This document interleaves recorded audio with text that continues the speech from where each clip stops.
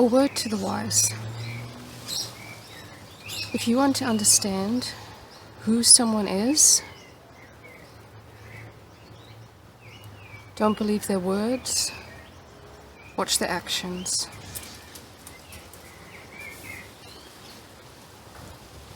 Many people do not value true kindness or fairness, although they would like to portray that they do.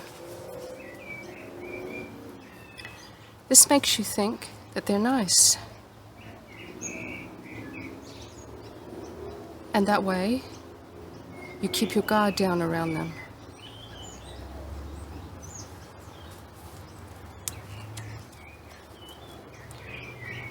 People like this do not value fairness, kindness, morality.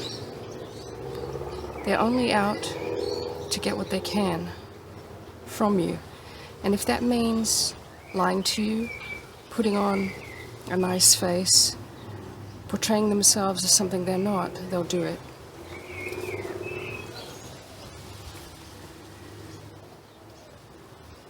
What this means is that these kinds of people will often cause serious pain and suffering to others that will last for years, have consequences that are serious. So these people will do things that will have serious consequences for others.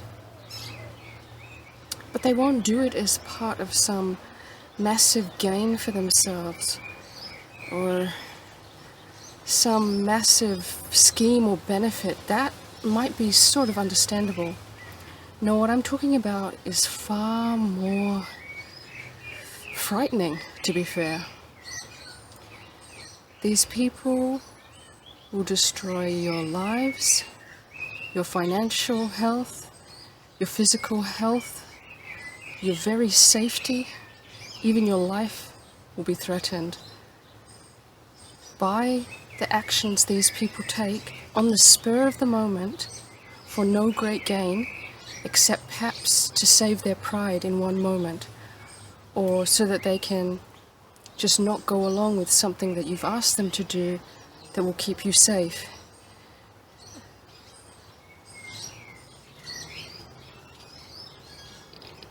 They'll throw away everything that's meaningful to you just to have a moment's control or a moment's power over you. Yet you'll be facing the repercussions of this possibly for the rest of your life. I'm not exaggerating in the slightest. And this is the level of malevolence, the level of danger, because it's done with so little regard for others, so little care, no conscience whatsoever. And then if you will address it to them and push them hard enough, at first they won't admit it.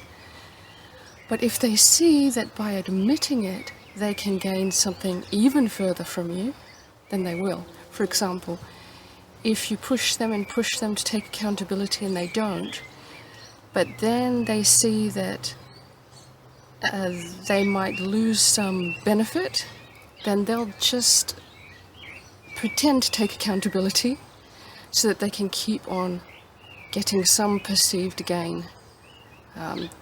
Whether it be you forgiving them and then they get to continue having a relationship with you, or you say, okay, I'll give this person the benefit of the doubt. They said that they want to change. So then they will continue to have access to this golden image that they've built up. They'll continue to have access to you, your funds, your knowledge, your status, and anything else. But that's not true accountability. That's just another bid for control, a bid for power, and yet another manipulation, yet another lie. Now, the complexity of the way in which these people behave and operate is something to behold. I couldn't believe it myself when I first saw it. I don't think that this is the right way to exist in this realm. It's not the way I try to exist.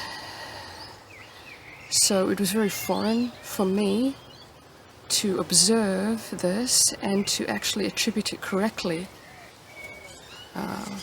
the way it should be attributed, as a bid for control, for power, and to win, no matter what, no matter the cost, to other people who have not only perhaps done you no harm, but have actually tried to help you.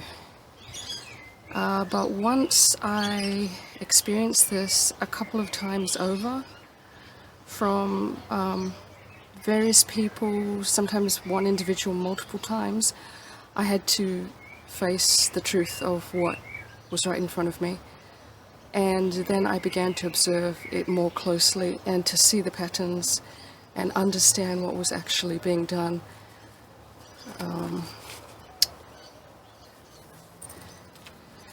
It's quite horrifying once you see it. But yes, I was the victim of my own incredulity for a very long time. And once you discover this, once you are able to identify some of the patterns, and then you observe more closely, and you make guesses about the way that people will behave, and then your guesses are confirmed, you start to see that you actually do have a handle on the pattern of behavior that's being used here. The subtle manipulations that really are quite astounding, and via which so many innocent and good people are being hurt. But yes, as I said, incredulity. I was incredulous of all of this. And I have since tried to talk a little about this with people, but I'm also met with their incredulity. They can't believe it. They don't understand it. They think that I'm misinterpreting or misconstruing the behaviors. And this is because these people who act in these ways construct layers upon layers of masks under which they hide their true motivations, some of which are hidden to themselves as well, because not only do they lie to everyone else, but they lie to themselves about why they're doing what they do. And when I say multiple masks, I mean multiple masks. You'll see one, and then if you push it hard enough, then you might get another mask underneath, which might look like remorse. It might look like embarrassment, but that's just another mask that they use to then make you feel sorry for them, or make you treat them in a way that they can then manipulate you at that level. And if you then break through that mask, then you'll go even further down, and they'll give you a mask of, oh, woe is me, I'm such a victim. And it's very easy it's very easy to fall for these sorts of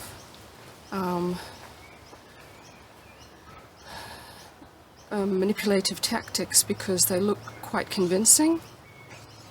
But after you've seen it a couple of times and you see the person who has shown remorse and acted the victim then return to their malevolent scheming as if nothing happened, then you realize that they're just wearing these various faces for their own selfish gain.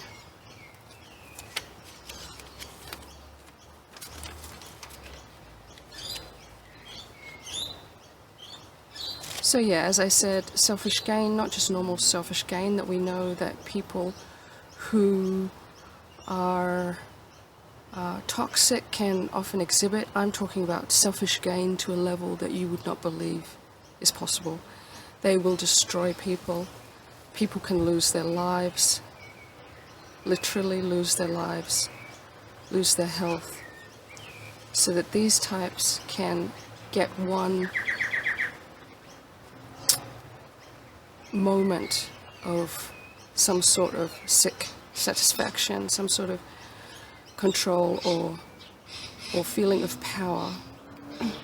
So yeah, it's quite dangerous. But yes, as I said, incredulity is one of the things that we really need to learn to overcome.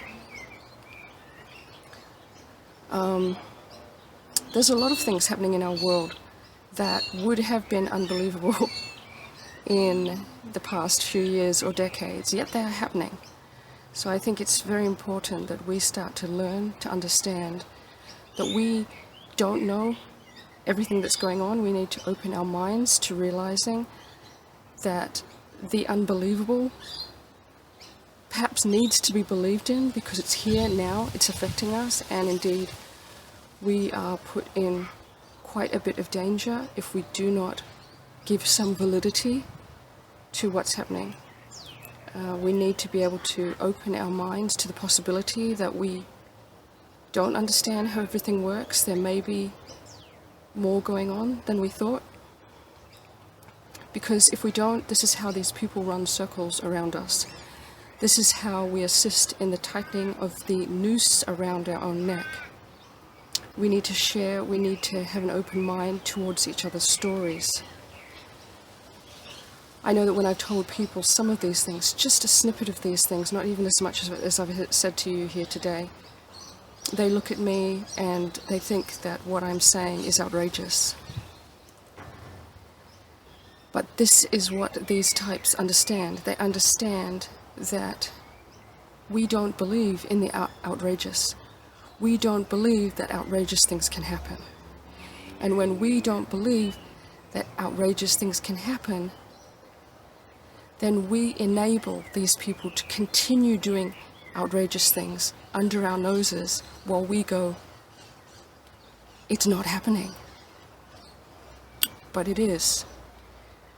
Please try and understand that these things are happening. And the sooner we start to buy into the outrageous, the sooner we might be able to meet these things in the way we need to.